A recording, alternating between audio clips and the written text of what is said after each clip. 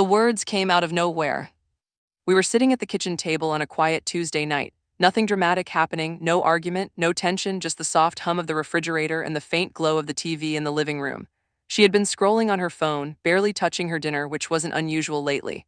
What was unusual was the way she suddenly set the phone down and looked at me like she had rehearsed something. "I think we should break up," she said. Not angry, not sad, just calm, almost casual. For a second, I honestly thought she was joking. We'd been married 8 years. People don't just drop that sentence between bites of pasta like they're discussing weekend plans. I waited for a smile, a just kidding something. Nothing came. Instead, she watched me carefully, almost expectantly, like she was waiting for a specific reaction. That's when I realized something was off. This wasn't a breakdown, it was a test. "Okay," I said quietly, "pack your things." Her expression collapsed instantly. The confidence drained out of her face so fast it was almost startling. "Wait, what?" "You said you want to break up," I replied, keeping my voice steady, "so pack your things." "I didn't mean it like that," she said quickly, a nervous laugh escaping her. "I just meant maybe we should take a break." I nodded slowly. A break usually involves one person leaving. Silence filled the kitchen, heavy and awkward. She stared at me like I had spoken a foreign language. "You're not even going to fight for us?" she asked. There it was. The script she had expected me to follow. Tears, begging, promises to change, maybe an apology for things I hadn't even done. Instead, I stood up, opened the cabinet, and took down a cardboard box we had saved from an old delivery. "You can start with your clothes," I said. Her eyes widened. "You're serious?" "Yes." She laughed again, but this time it sounded brittle. "Wow, so that's it, 8 years and you just give up." I set the box on the table and finally looked at her directly. "You're the one who said you wanted to break up. That doesn't mean I actually wanted to leave." I didn't say anything, I didn't need to. Because in that moment, something inside me had shifted, not out of anger, but out of clarity.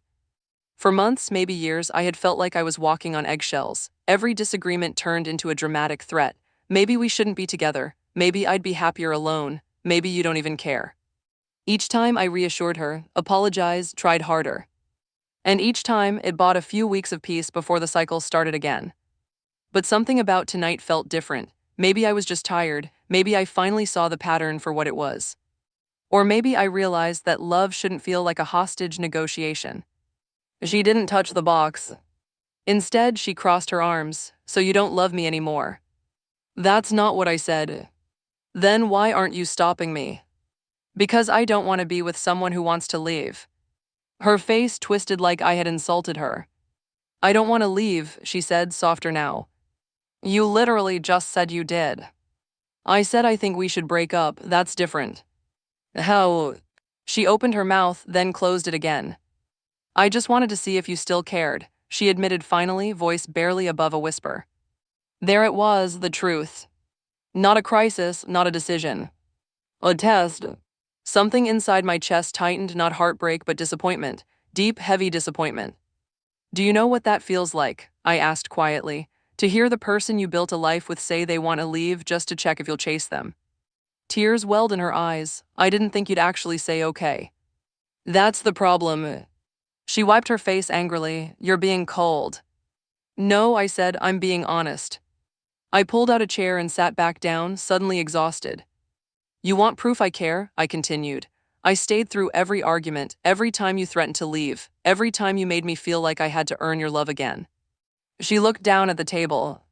"But tonight," I said, "I realized something. If someone keeps testing whether you'll stay, it means they don't feel secure or they don't respect what staying costs you." Her shoulders started to shake. "I didn't mean to hurt you," she whispered. "I know. And you're really okay with me leaving?" That question hurt more than anything else she'd said.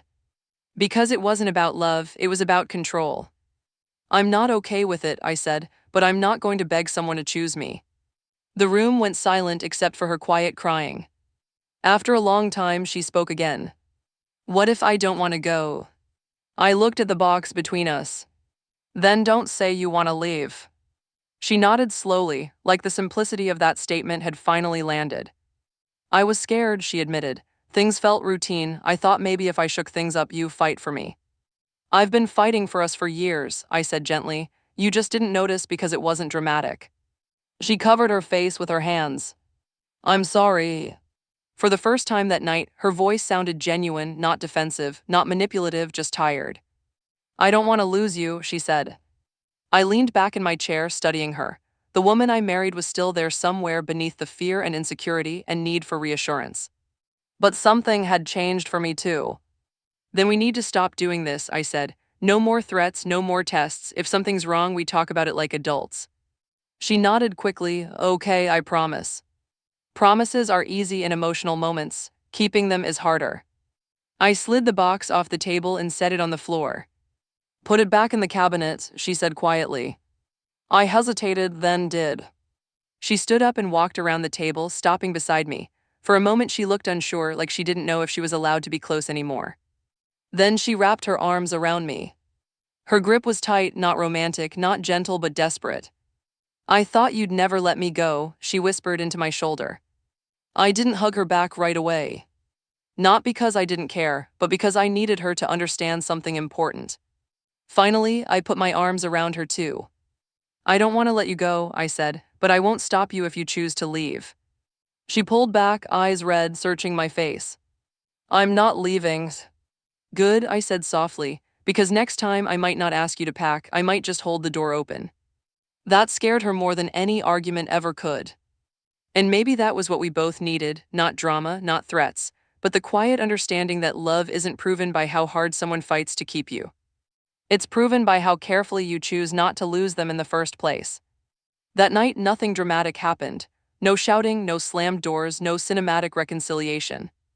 Just two people sitting at a kitchen table, realizing how close they had come to throwing everything away over a test that never should have existed. Sometimes the scariest moment in a relationship isn't when someone says they're leaving. It's when you realize they actually could, and no amount of begging would bring them back. And from that night on, she never said those words again.